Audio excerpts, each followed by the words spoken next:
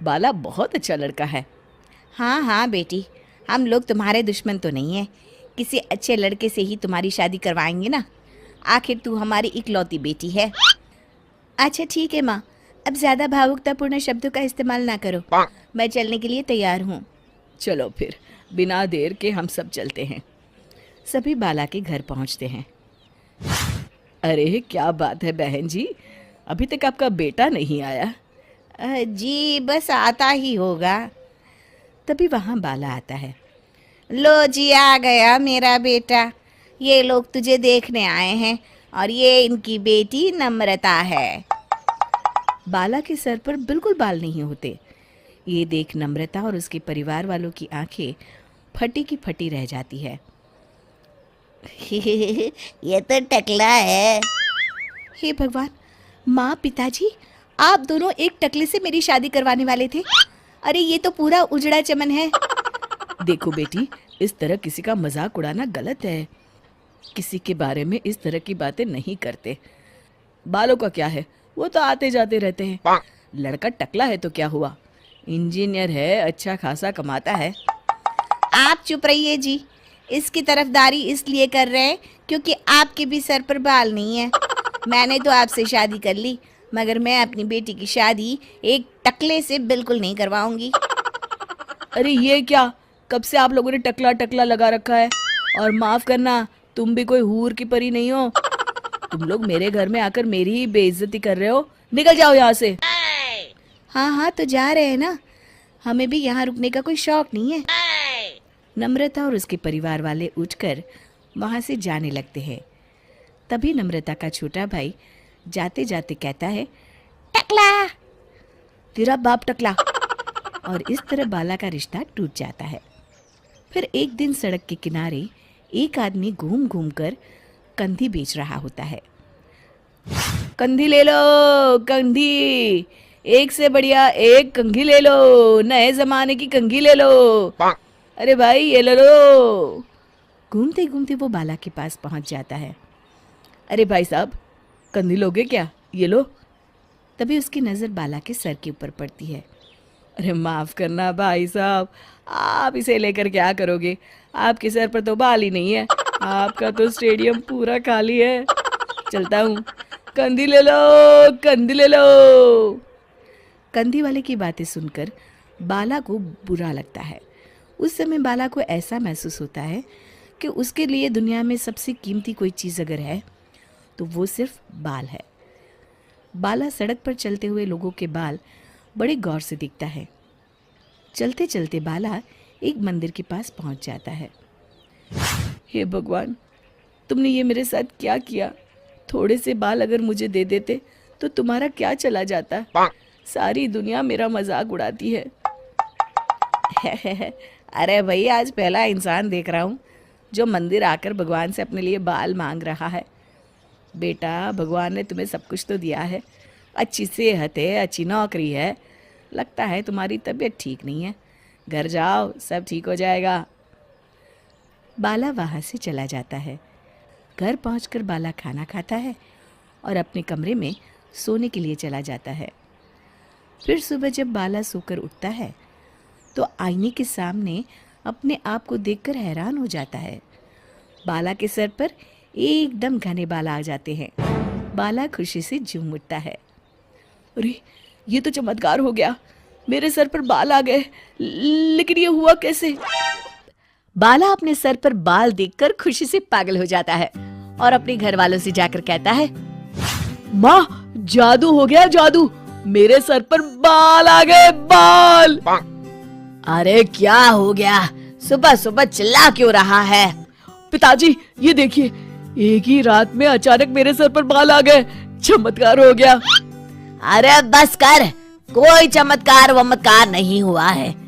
तेरे सर पर ये जो बाल है ना, वो नकली है। रात को मैं तेरे लिए लेकर आया था और जब तू सो रहा था तो मैंने तुझे पहना दिए थे। क्या बात कर रहे हैं पिताजी? कह दीजिए कि ये झूठ है। नहीं बेटा, ये सच है।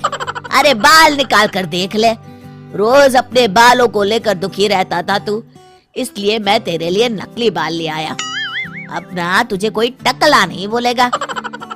जा बेटा, जी ले अपनी जिंदगी। अगले दिन बाला अपने दोस्तों के पास जाता है। क्यों रे बब्बन, कैसा है तू? आए, कौन है तू और मुझे क्यों मारा?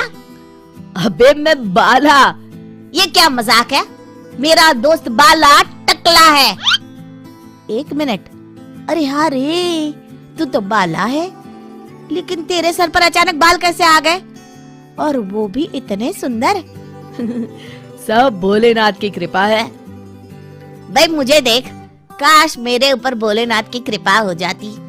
अरे कम बालों की वजह से कोई लड़की शादी नहीं कर रही है। हाँ यार, सही कहा, मेरा भी अब तक यही हाल था।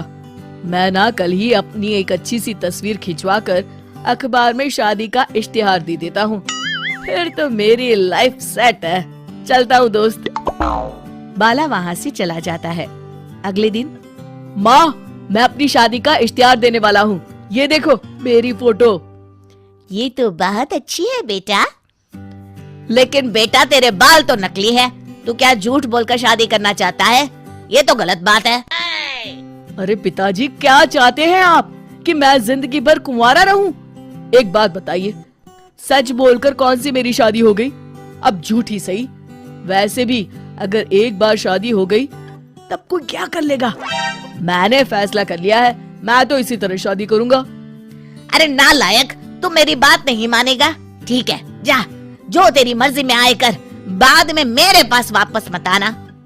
हाँ हाँ ठीक है, देखी जाएगी।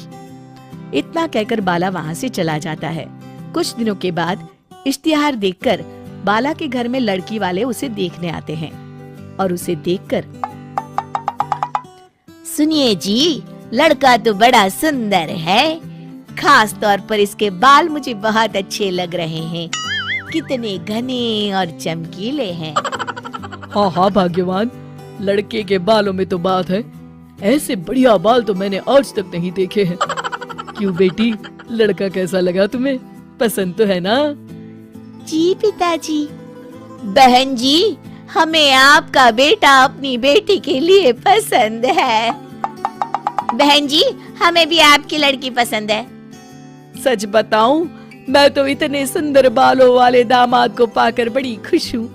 अब कोई अच्छा सा मुहूर्त देखकर इन दोनों की शादी कर देते हैं। जी बिल्कुल बहन जी, मैं ना कल ही पंडित जी को बुलाकर सारी तैयारियां कर लेती हूँ। अच्छा, अब हम लोग चलते हैं और कल से ही शादी की तैयारियां शुरू कर देते हैं। उन सब के जाने के बाद, शुक्र है भगवान कि मेरे बेटे की शादी तय हो गई। हाँ माँ। अरे मुझे तो डर इस बात का है कि जब लड़की वालों को असलियत का पता चलेगा तब क्या होगा। माँ, पिताजी से कह दो ना कि ऐसे ऐसे में कभी झूठ का सहारा लेना पड़ता है। मैं अभी बाहर जा रहा हूँ। आखिरकार कुछ दिनों के बाद शादी का दिन आ जाता है। भाई मान गए तुझे और तेरी किस्मत को, कितनी सुंदर बीवी मिली है तुझे। काश मेरे बाल भी तेरे जैसे होते तो मेरी भी किसी सुंदर लड़की से शादी हो जाती। अरे जब से देख रहा हूँ तू सिर्फ मेरे बालों को घूर रहा है। साले मेरे बालों को नजर लगाएगा क्या? चल भाग यहाँ से, जा जाके खाना देख और निकल यहाँ से। बब्बन के जाते ही, जीजा जी, आप तो एकदम हीरो लगते हैं, आपके बाल ना चंकी पांडे जैसे हैं। अबे तुझे मैं चंकी पांडे लगता हूँ क्या? चल भाग यहाँ से। पता नहीं कहाँ कहाँ से आ जाते हैं। वही लड़का तो बड़ा स्मार्ट है, हमारी कोमल के साथ इसकी जोड़ी तो जच रही है। क्या दामाद ढूंढा है। जी जीजा जी, विवाह संपन्न हुआ, आज से आप दोनों पति पत्नी हैं। इस तरह बाला और कोमल की शादी हो जाती है। ये देखो भाग्यवान, हमारी शिमला की टिकट और वहाँ के होटल में हमारी बुकिंग हो गई है। अब बस तुम तैयारी कर लो, अगले हफ्ते हमारी फ्लाइट है। आप कितने अच्छे हैं जी, लेकिन एक बात बताइए, इन सब में तो बहुत खर्चा हुआ होगा ना? अरे तुम खर्चे की चिंता क्यों करती हो? आखिर मैं तुम्हारे लिए ही तो कमा रहा हूँ। चलो जल्दी से मुझे नाश्ता दे दो, मुझे ऑफिस जाना है। आप बैठिए, मैं अभी लेकर आती हूँ। तभी बब्बन दरवाजे पर आकर बाला को आवाज देता है। अरे ओ बाला भाई, अरे ओ बाला, कहाँ है भाई, जरा बाहर तो आना।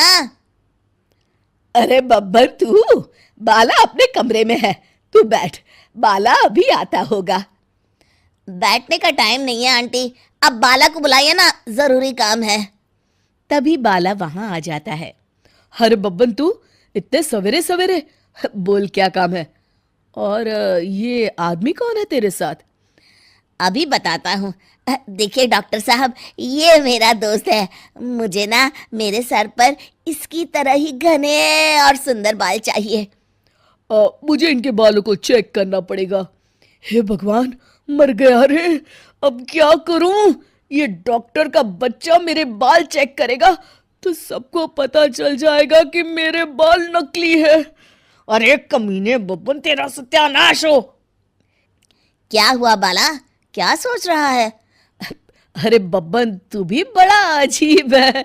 हाँ, ये सब क्या बेकार के काम करते रहता है। देख, मुझे ऑफिस जाने में देर हो रही है। अरे इतनी भी क्या जल्दी है, बस डॉक्टर साहब अभी तेरे बाल चेक कर लेंगे। अरे आपकी इतनी सुंदर बाल हैं, इन्हें चेक करने दीजिए ना। मर गया रे, ये भी यहाँ आ गई, अब तो मैं गया काम से। नहीं नहीं, मुझे अपने बाल नहीं चेक करवाने, तुम जाओ अपने कमरे में।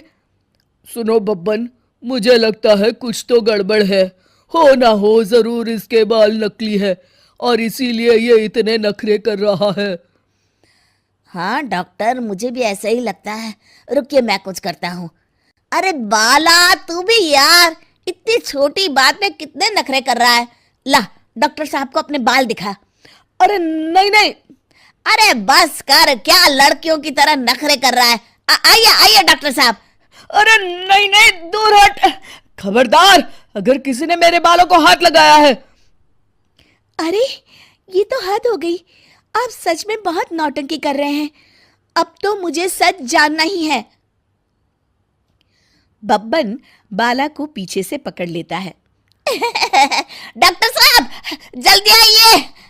अरे बब्बन छोड़ मुझे, मर गया रे। नहीं, अरे कोई बचाओ मुझे। डॉक्टर बाला के बाल पकड़कर खींच लेता है और बाला के नकली बाल डॉक्टर के हाथों में आ जाते हैं। हे भगवान, ये क्या, मेरा पति तो टकला है। तू तो अभी भी टकला है।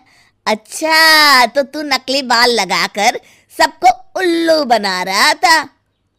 हाय हाय, मैं तो मर गई रे, लुट गई रे, बर्बाद हो गई, मेरी शादी एक टकले से हो गई। हाय, अब मैं क्या करूं? अरे भाग्यवान, मेरी बात तो सुनो। कुछ नहीं सुन रहा मुझे।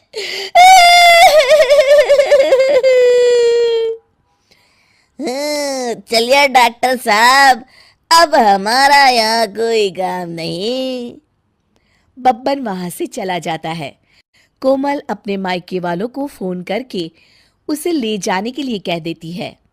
अगले दिन कोमल के माता पिता उसे ले जाने आ जाते हैं। हे भगवान, मेरा दामाद तो टकला निकला, मेरी बेटी की जिंदगी बर्बाद हो गई। आप लोग मुझे माफ कर दीजिए। देखो बेटा, तुम टकले हो इस बात से मुझे कोई ऐतराज नहीं है, लेकिन तुम्हें झूठ बोल के शादी नहीं करनी चाहिए थी। माँ, पिताजी, आप लोग मुझे यहाँ से बस ले चलिए, एक गंजे के साथ मैं अपनी जिंदगी नहीं बिताने वाली। कोमल, मुझे एक बात बताओ, बाला ने कभी तुम्हें कोई तकलीफ दी है या तुम्हारे साथ कभी किसी प्रकार का दुर्व्यवहार किया है? जहाँ तक मुझे लगता है इसने हमेशा तुम्हें खुश रखा है, क्यों, सच है ना? जी पिताजी, सच है। मैं जानता था मेरा दामाद गलत नहीं है। और रही बात बालों की, तो एक बात बताओ बेटी, शादी के बाद अगर इसके बाल झड़ जाते और ये टकला हो जाता तो क्या तुम इसे छोड़कर चली जाती? नहीं नहीं, कभी नहीं। बस लो जी, हो गया फैसला। हमारी बेटी जानती है उसे क्या करना है। चलो हम लोग चलते हैं अब। इस तरह कोमल अपने पिताजी की बात समझ जाती है और बाला के साथ बिना किसी शिकायत के राजी खुशी रहने लगती है।